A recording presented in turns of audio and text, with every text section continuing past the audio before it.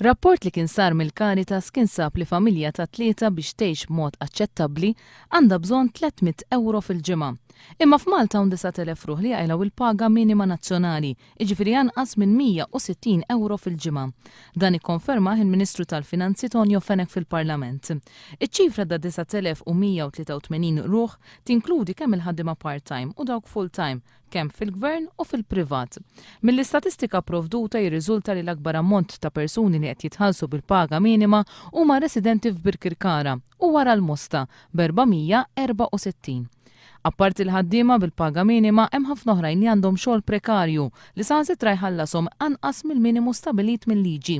Għalhekk id-9,000 bil-paga minima qed jaqilgħu in-nofs ta' dak li għandhom bżonn il-familji biex jgħixu. Meta mqabbel ma' pajjiżi oħra Ewropej, Malta tinsab fit-19 il-post fil-lista ta' familji li qed isibu diffikultajiet biex ilaħqu mal-ħajja. U figuri tal-Uffiċċju Nazzjonali tal-Istatistika juru li fl-aħħar ftit snin il-Maltin naqsu ma' 19 miljun euro min-nefqa tagħhom fuq l-ikel.